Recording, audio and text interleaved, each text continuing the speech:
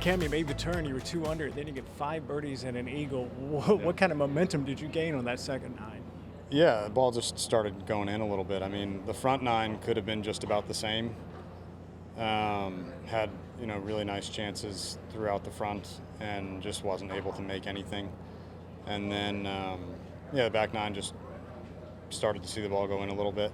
And, even the couple holes that I made a couple pars and a bogey, and every putt I hit on those holes very well could have gone in too. So I felt like I was hitting quality putts and just was waiting around for a couple of them to go in.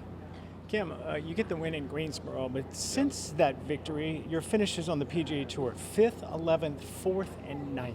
Yeah. How would you describe the belief you have in your game right now in your career? It's a lot higher than it has been at other times. Certainly a lot higher than it was the beginning of this year. And that's really all that I'm trying to do this week, is kind of maintain the same progress, kind of in a forward direction on some of that stuff. And, hopefully the golf takes care of itself. But if it doesn't, then I can look back and, say I stuck to what we were going to do and keep moving on. Well played. We'll see you tomorrow. Thank you. Thank you. All right, so Cameron Young, trending in the right direction, as Todd just alluded to. He had those 7 runner-up finishes, and everyone said, hey, when's this guy going to finally break through? He did. You heard that at Greensboro, and he won by a mile there. It wasn't the strongest field, but it's the PGA Tour field. They're all very good. So the temptation would be right now to say, okay, he's on his way to superstardom. But you want to sort of, with all the greatest amount of respect, you want to just kind of pump the brakes a little bit on that? I'm curious why. Look, he does seem to save his best golf for the biggest moments. What we saw in the Ryder Cup is evidence of that. What we've seen in major championships is evidence of that. 3 top 5s in major championships. Okay. Kind of when you look at that, you can't help but draw a parallel to Xander Schauffele, who similarly would save his best golf for the biggest moments. But when you looked at Xander and you looked at all the data said, look, I know he's doing great in these major championships, but he's underperforming. I mean, relative to his data, what we saw Xander Schauffele do last year, you could have predicted. It was there. He was great at every single aspect of the game. When you look at Cameron, there's some holes in his game. Yes, marvelous talent, hits it long, capable of handling the big moment. That says a lot about him. But he's got to clean up his iron play.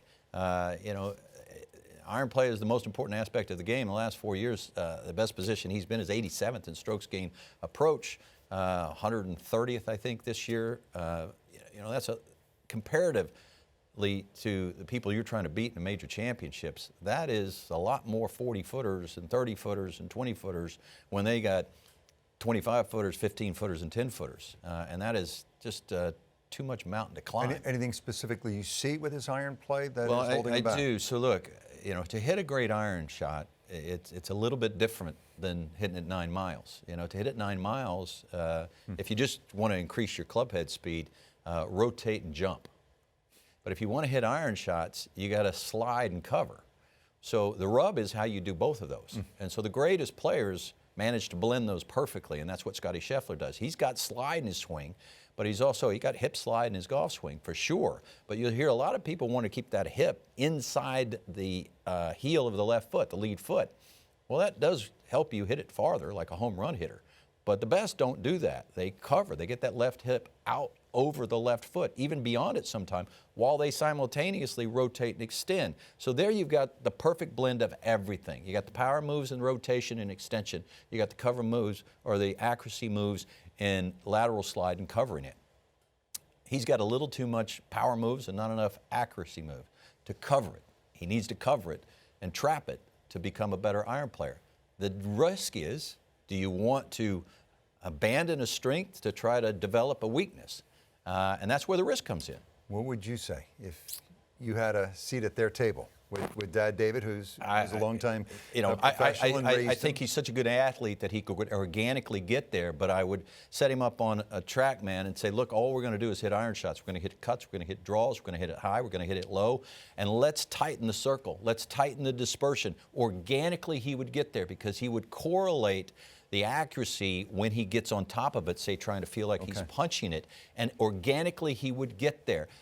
Never lose sight of the fact that these guys are geniuses of movement. I mean, Butch Harmon in his book talked about his father not saying a word to some great amateur player coming to see him and talked profusely to his sons about their golf swing. And they said, "Why are you always telling us stuff?" Didn't tell him anything. And he said, "Because you can," and he didn't use the word mess, but you can mess up talent in a hurry, and you guys don't have any talent.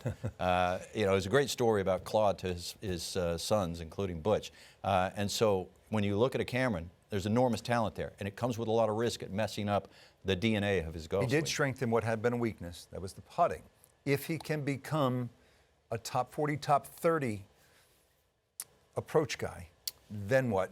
Absolutely, could he be a guy who wins multiple times in a year? Yeah, keeping a clear head amidst the chaos of a major championship is high-level stuff. They don't come along all the time, and this is why so much greatness was predicted of Xander Schauffele. It was evident that he could see clearly in the fog of a major championship. And the same thing can be said of Cameron Young. I got the sense in Xander that he was very confident about his future. I'm not going to say he was ebullient, but he was uplifting.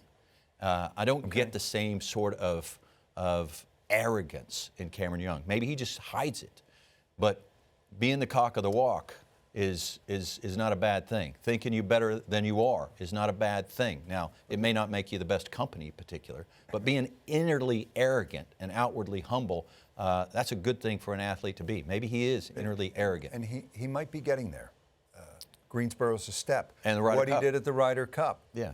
is another step. This Yeah. could be one as well. Absolutely. We'll see.